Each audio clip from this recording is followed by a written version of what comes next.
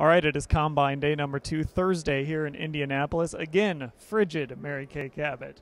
I'm Dan Labbe, and this is our Day 2 report. And let's talk about Ray Farmer. He came out right away.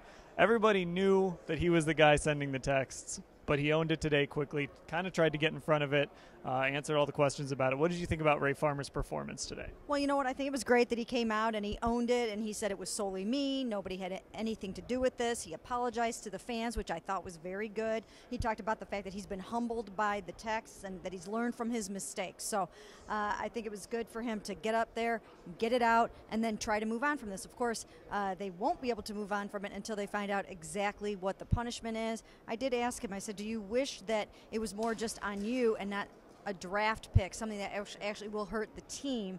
And he basically just said, you know, whatever the league decides is what the team will go with. But yeah, I think it'll be good for them to try to put this behind them.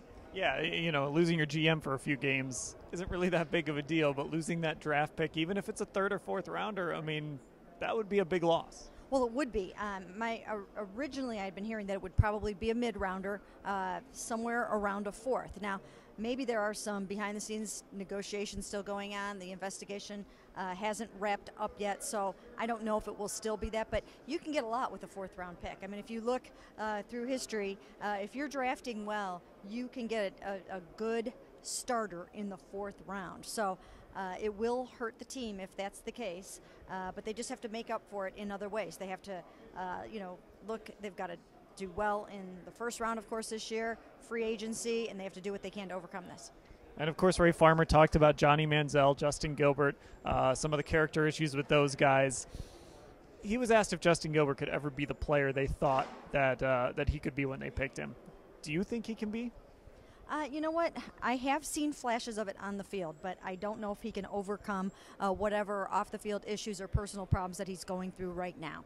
I think he's in a situation where he's going to need to address some things. I had been working on, hearing some things and trying to figure out sort of what's going on with Justin Gilbert. I think he's another one of those guys that's going to have to seriously take a look at what's going on with him off the field and get it together this offseason. And if he can do that, then he has a chance. Mike Pettine was asked about character yesterday. Do you avoid character guys, guys that maybe have questionable character issues this draft? And he kind of said, no, you can't do that. But do you think the Browns will think twice about some guys that maybe have character issues? Well, they'll think harder about it this year than they did last year. They did not put enough stock into those off-the-field evaluations of character. They just obviously didn't. They're willing to put a number of guys on the team that have character issues. Well, you can handle that if you have a well-oiled machine, if you're stable in so many areas. But it's not a good thing to do when you're a first-time GM, when you're a first-time head coach, when you just have everybody in their new roles for the first time. You have to really be up and running to be able to absorb within your system some people with problems. And so this year they have to go back to Eric Mangini's green sticker guys. They really need to be careful. And I think, that really will matter when it comes down to the quarterback situation. Because in my opinion, it almost takes Jameis Winston off the table for them. However, I don't think he was going to be available anyways. He's probably going to go number one, and I don't think that they'd be able to go all the way up and get him. No long bus trips if you go to the Eric Mangini system, though. Try to avoid those long bus trips to any camps anywhere. Jimmy Haslam has taken a lot of heat for his, what's kind of happened under his ownership. But Mike Pettine, Ray Farmer, both came out in support of Jimmy Haslam, obviously, as you'd expect. But one of the things that stood out over the last few days is this team has kind of circled the wagons a little bit. The offseason got out of control, and now they've kind of had a chance to circle the wagons. What do you think about how they've handled things, maybe over the last week, from when Jimmy Haslam talked last week to today?